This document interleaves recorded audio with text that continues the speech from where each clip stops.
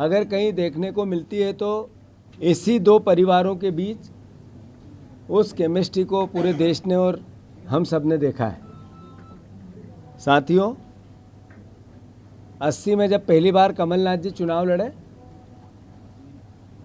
तो इंदिरा जी ने आम सभा में ये भावना व्यक्त की कि ये मेरा तीसरा बेटा है। कमलनाथ जी के लिए तीसरे बेटे की एक संज्ञा दी। उससे आगे बढ़कर इस 45 साल की यात्रा में, राजनीतिक यात्रा में कमलनाथ जी की पिछले 7 साल से वो मध्य प्रदेश की कांग्रेस पार्टी के मुखिया के तौर पे हम सब कांग्रेस के कार्यकर्ताओं के साथ कंधे से कंधा मिलाकर हर परिस्थिति में सुख में, अच्छे में और बुरे में पूरी दृढ़ता से कांग्रेस के विचार को आत्मसात करके विपक्ष की भूमिका निभाते हुए निडरता से अपना कार्य करते रहे। साथियों, मुझे ज्ञात है वो पल, वो समय जब सिंधिया जी ने कांग्रेस पार्टी की सरकार गिराई थी। तब भी कांग्रेस का एक एक कार्यकर्ता कमलनाथ जी के विचार और उनके नेतृत्व के नीचे खड़ा था। एक एक उस समय मेरे जैसे कई परिवार के साथी हर तरीके से कंधा मिलाकर कमलनाथ जी के विचार को आत्मसात कर रहे थे, कांग्रेस के विचार को आत्मसात कर रहे थे। अंतोगत्वा मैं आप सबसे अनुरोध करना चाहता हूं, जो खबरें हैं निराधार हैं। कोई किसी प्रकार की वो भावना, कभी सपने में आप सोच सकते हो कि इंदिरा जी का तीसरा बेटा कांग्रेस छोड़ सकता है?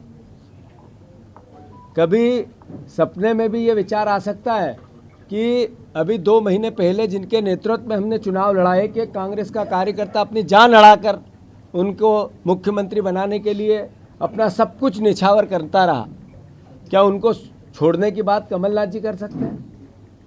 कभी सपने में भी आप सोच सकते हैं कि जब सिंधिया जी जा रहे थे, सरकार गिरा रहे थे, तब हमारे जैसे लोग पुलिस के और उनके गुंडों के डंडे खा रहे थे कमलनाथ जी को मुख्यमंत्री बनाने के लिए जगह जगह, वो हमें छोड़ के जा सकते हैं?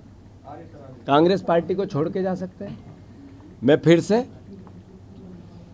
जैसा कि अफवाहें हैं, राज्यसभा का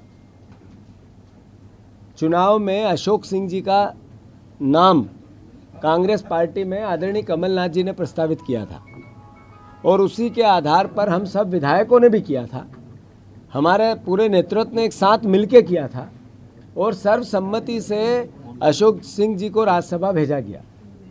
और यही कारण है कि वो एकमात्र कांग्रेस के उम्मीदवार आप सबके बीच में हैं। तो मैं फिर से, ये खबरें निराधार हैं और मैं मानता हूँ कांग्रेस का एक एक कार्यकर्ता जो विपक्ष की भूमिका हमें निभाने को लेकर जनता का जनादेश मिला है, उसमें दृढ़ता से लगे हैं, लगेंगे बहुत जल्दी।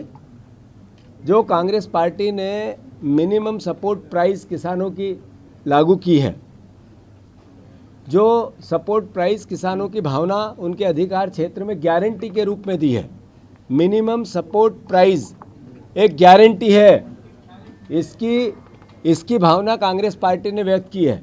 इसके कार्यक्रम जारी हो रहे हैं और मैं मानता हूं कि सभी परिवार के यहाँ उपस्थित पत्रकार बंधुओं, जर्नलिस्ट भाइयों, आप सबको अनुरोध है कि भ्रमित जानकारियों से बचें। धन्यवाद। सर, आपकी कमलनाथ जी से बात हुई? कमलनाथ जी से बात आपकी कमलनाथ जी से बात